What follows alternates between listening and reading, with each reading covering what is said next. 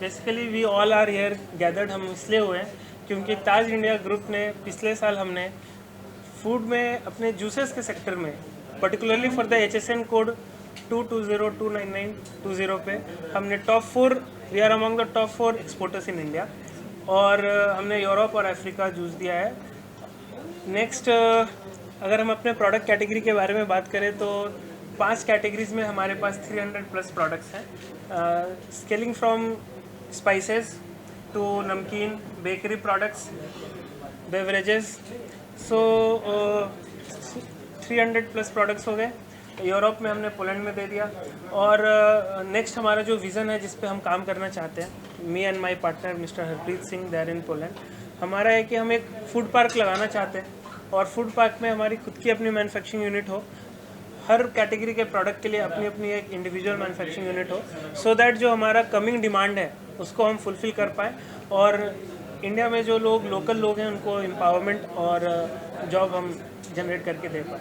ये हमारा विज़न है, Indian authenticity but connecting global, this is what we are aiming for, और हम उस तरफ ही बढ़ना चाहते हैं। और क्या यूएसपी है आपके प्रोडक्ट्स की, उसके बारे में भी कुछ कैसे ये अलग करते हैं सारे? हमारे सारे प्रोडक्ट्स जो हैं वो यूरोपियन बेस्ड स्टैंडर्ड पे बने हुए हैं, बिकॉज हमने पहला अपना जो बिज़नेस स्टार्ट किया वो यूरोप के लिए करा, तो यूरोपियन स्टैंडर्ड के बेंचमार्क पे बना हुआ है। तो जो भी फूड के क्लासेस हैं, प्रिजर्वेटिव्स के क्लासेस जो हम भी यूज़ करते हैं वो उनके गाइडलाइंस के हिसाब से है, और जो यूरोपियन स्टैंडर्ड है वो उच्चतम दर्जे का उनका स्टैंडर्ड बना हुआ है। तो बाय डिफ़ॉल्ट ही हमारा जो प्रोडक्ट का स्टैंडर्ड क्वालिटी होता है वो अपग्रेड हो जाता है।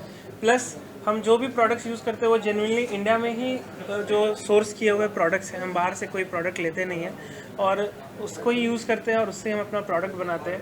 प्रोडक्ट की क्वालिटी बोले तो जूस के बारे में अगर मैं बोलूँ तो हमारा पल्प बेस्ड जूसेस है, वी डोंट यूज़ कॉन्सनट्रेट्स, हम कॉन्सनट्रेट्स यूज़ नहीं करते। हैंडमेड बिस्किट्स हैं, हम जो भी ऑयल यूज़ करते हैं सब इंडिया में ही सोर्स किए हुए हाई क्वालिटी प्रोडक्ट्स हम बिल्ड करते हैं।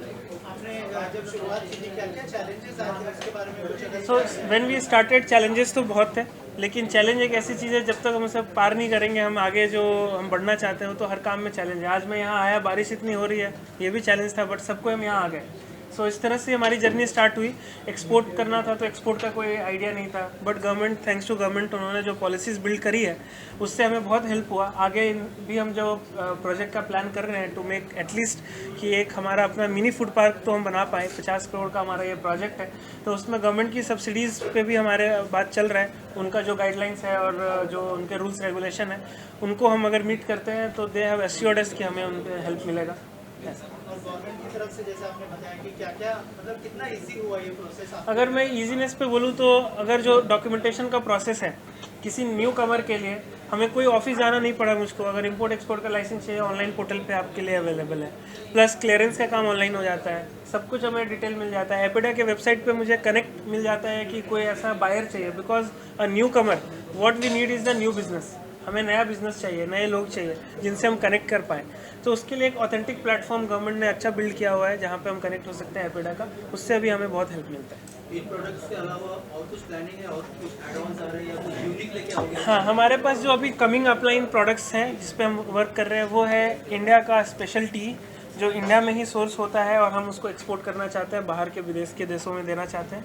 और प्लस हमारा ऑयल पे काम चल रहा है। We are about to launch our own oil. Oil में जैसे कि हमारा सीसम ऑयल होता है, उसके बाद सनफ्लावर ऑयल होता है, सब और organic and cold press oil जिस पे हम काम कर रहे हैं। ये हमारे फ्यूचर प्रोजेक्ट्स हैं जिस पे हम वर्क करेंगे। एक्सपोर्ट करना एक बहुत बड़ा चैलेंज होता है, उसके बारे में कुछ बताइए कि एक्सपोर्ट जब आपने शुरुआत की तो कैसे, मतलब उसमें क्या क्या चैलेंज? हाँ, सबसे पहले तो एक्सपोर्ट का जो इनिशियल, जब भी हम एक्सपोर्ट के बारे में सोचते हैं तो सबसे पहले हमारे दिमाग में आती है वो सेफ्टी पेमेंट्स को लेकर के, कि हमने किसी को स्टॉक देना है, वो हमारे से 10,000 किलोमीटर दूर बैठा है ना, मैं कभी गया उसके पास, और how we can build that trust कि वो हमारे प्रोडक्ट पे भरोसा करे और मैं माल दूँ और मुझको वो पैसा टाइम पे क्लियर कर दे।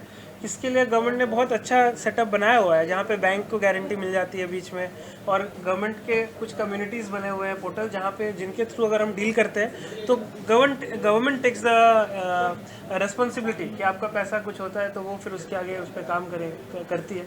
तो ये एक तो ये चैलेंज हमने फेस करा। दूसरा जो चैलेंज हमें आता है इसमें वो ये है कि फॉर अस एक्सपोर्ट करने के लिए आपको क्या चाहिए कि सारे लाइसेंसेस, क्लियरेंस, ये सारा डॉक्यूमेंटेशन आपके पास होना चाहिए।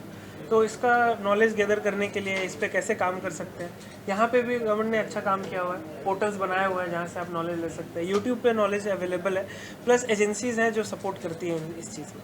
आपके जितने भी प्रोडक्ट्स हैं आपने बताया कि सब एक्सपोर्ट होते हैं, तो जिन कंट्रीज में एक्सपोर्ट होता है तो वहाँ से आपको फीडबैक मिलता है वो कंट्रीज उन लोगों का, तो ऐसे कौन से प्रोडक्ट्स हैं जिसके अच्छे फीडबैक्स आपको मिलते हैं जिससे आपका मनोबल और बढ़ता है कि हम और आगे कर सकते हैं? बहुत अच्छा क्वेश्चन किया आपने। अभी रिसेंट में हमारा जो जूस है, अफ्रीका एक ऐसी कंट्री है जिसे हम थोड़ा अंडर एस्टिमेट करके चलते हैं ना कि हाई क्वालिटी यूरोपियन प्रोडक्ट, वहाँ तो लोकल सोर्स होता होगा। बट मैं अपने प्रोडक्ट की बात बताऊँ, हमारा ये जो बॉटल है 1 लीटर का, ये इसलिए ज़्यादा चल रहा है, एक कंटेनर खाली हो गया, बिकॉज ये जो बॉटल की जो क्वालिटी है, लोग फ्रिज में पानी भर के रखने के लिए यूज़ कर रहे हैं। मतलब वहाँ पर कोई ऐसा ब्रांड नहीं है जो इतने अच्छे क्वालिटी का इस रेट पे क्वालिटी प्रोडक्ट दे रहा है बॉटल, सो कि वो रीयूजेबल हो।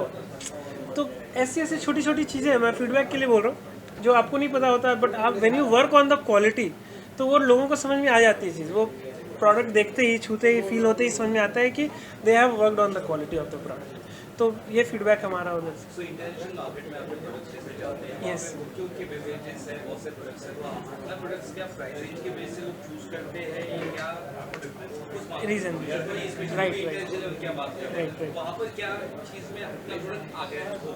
हाँ, So ऐसी okay. क्या चीज़ें हैं? So to be very honest, export की अगर मैं बाहर का डायनेमिक्स बताऊँ तो मेजर प्रोडक्ट्स इंडियन कम्युनिटी के लिए है हमारे पास। फर्स्ट ऑफ ऑल तो जो इंडियन कम्युनिटी के लोग हैं उनके साथ क्या है कि दे आर लाइक कि जो ब्रांड है जो ऑलरेडी वो खाते हैं उसको वो प्रेफर करते हैं, बट एवरीबडी नीड्स न्यू, और क्वालिटी चूँकि हमारी अच्छी है तो पिक करने तक का ही चैलेंज है, but once they pick it up तो वो रेगुलर रिपीट यूज़ में आता है, और that's how we are slow growing, but हमारा रिपीट रेट्स बहुत अच्छा है प्रोडक्ट का। एक बार कोई घर लेकर के जा रहा है तो वो वापस से रिपीट में बोल रहा है कि हमें ये प्रोडक्ट चाहिए आपको, तो इसलिए हमारा रिपीट कंटेनर्स के ऑर्डर्स हैं। तो जिस कंट्री को भी हमने पकड़ा, so we are not like कि we have multiple countries that we are working, but जिस कंट्री में भी मैं काम कर रहा हूँ हमारा मंथ का 2 से 4 कंटेनर का ऑर्डर्स वहाँ से निकल रहा है। So this is the repeatability that we are getting. ये अच्छी बात है हमारे प्रोडक्ट की। इंटरनेशनल टैरिफ भी बहुत सारे आज तो टैरिफ वॉर भी चालू ही चला था, हाँ हाँ उससे कितना इम्पैक्ट पड़ता है? इम्पैक्ट जैसे तो है, मैंने, इम्पैक्ट तो है, बट जो सैंक्शंस एंड टैरिफ जो आप बता रहे हैं उस कंट्री में अभी तक हमने ऐसा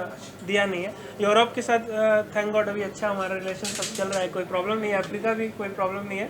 हाँ बट वॉर की वजह से बीच बीच में डॉलर के प्राइसेस अप हो जाते हैं। अभी हमारा जो फ्रेट चार्जेस है वो बढ़ जाता है। अभी मेरे पार्टी ये बोलता है कि आपके $15,000 का जूस के लिए $4,000 मैंने पे किया सिर्फ transportation. So how I will be viable, मैं कैसे वहाँ बेच पाऊँगा? तो ये तो डायनेमिक्स ऊपर नीचे चलता रहेगा। भगवान ये करे कि पीस, शांति रहे सभी को, सभी देशों में कोई ऐसा प्रॉब्लम ना हो, ताकि हम भी शांति से अपना बिजनेस करें। सर, आने वाले 5 साल में प्रोडक्ट को और आपकी कंपनी को कहाँ देखेंगे? आने वाले 5 साल में तो हम बहुत आगे का हो गया। मैं आने वाले 1 से 1.5 साल के अंदर में हमारा मैन्युफैक्चरिंग यूनिट इंडिया में होगा। 1000 लोगों को हम जॉब क्रिएट करके दे रहे होंगे फूड के रिलेटेड ही, डायरेक्टली इनडायरेक्टली डायरेक्ट फार्मर्स के साथ हम सोर्स करेंगे हमारा प्रोडक्ट। और इंडिया में अगर मैं पर्टिकुलरली इंडिया में बात करूं तो 14 to 15 स्टेट्स हमारा टारगेट है, और 45 से 50 शहरों में हम अपना स्टॉक दे रहे होंगे। और टर्नओवर अराउंड हमारा कम से कम नहीं भी तो 50 करोड़ के आसपास पर्सनल कंपनी का टर्नओवर होगा आने वाले 1 साल में। 5 साल में तो बहुत ज़्यादा है, बट आई एम प्रॉमिसिंग कि जिस तरीके से मेरी टीम बन रही है और जो विज़न है और जो प्रोडक्ट का क्वालिटी है, हम जो टॉप लीडर्स हैं FMCG के, चाहे वो ITC हो या हम हिंदुस्तान यूनिलीवर को देखते हैं, ताज इंडियन ग्रुप को भी आप उसके साथ ही खड़े देखिए 5 साल के। ओके।